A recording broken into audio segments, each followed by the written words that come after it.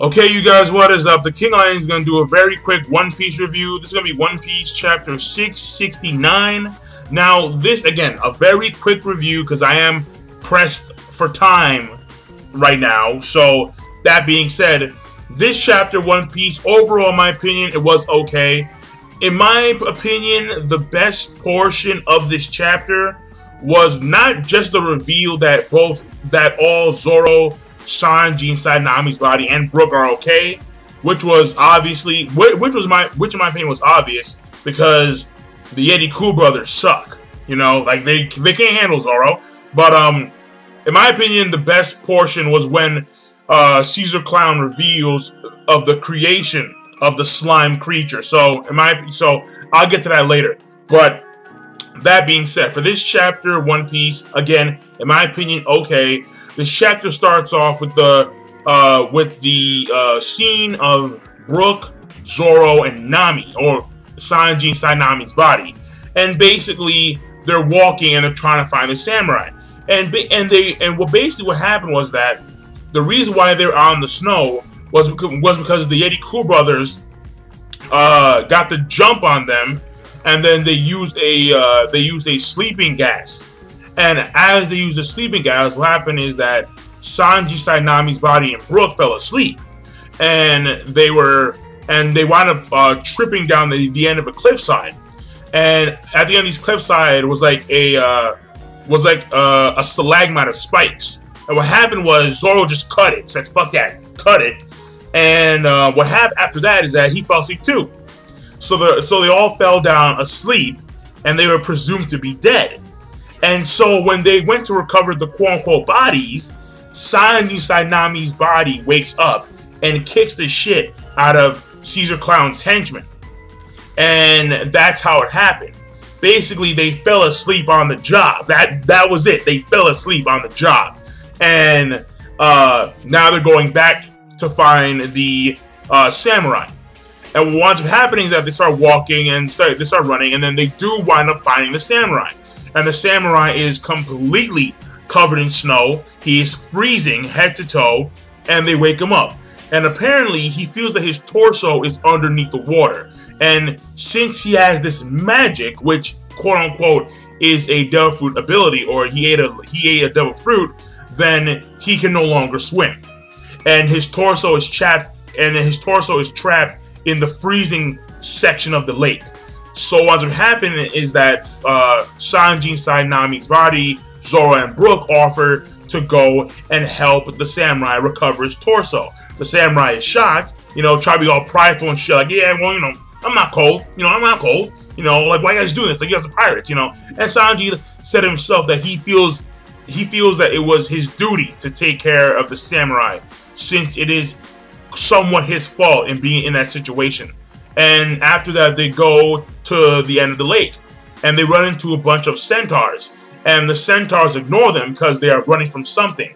And then we can see in the horizon that there's this mountain that's forming, and Brook is like, I don't remember this mountain being there, so clearly we know that it's the slime creature.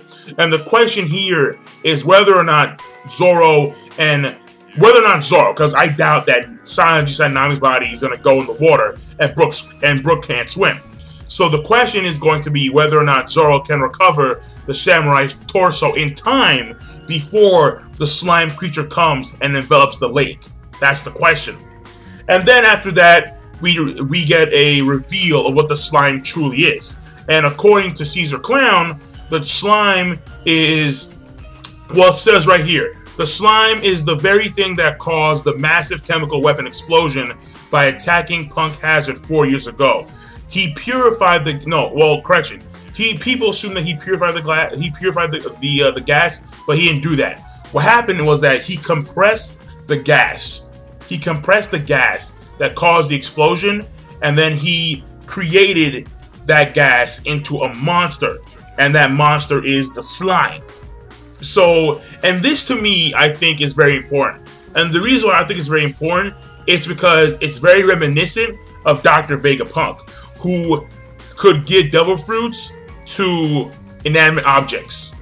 So in a sense, he gave life to something that normally wouldn't have life. Like Caesar Clown gave life to gas, even though gas has no life of its own.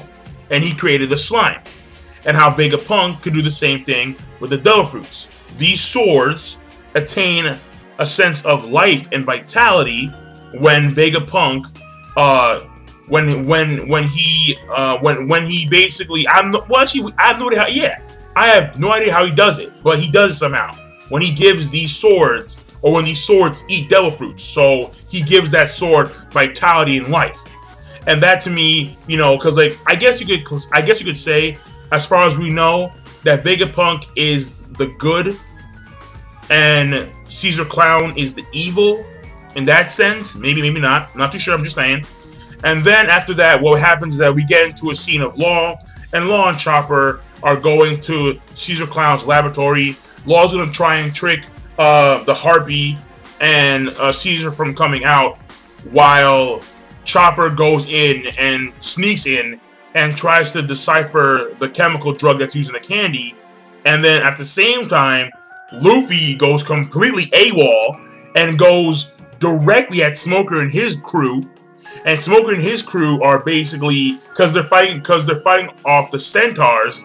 And what happens is that there's a giant, you know, ball coming towards them, and it smacks right through, and it's freaking Luffy. It's Luffy, Frankie, and Robin. And then Luffy's like, yeah, where's the bad guy? And we're like, oh, Luffy, what are you doing? So, and that's the end of the chapter. So, in my opinion, it was an okay chapter. It was comedic.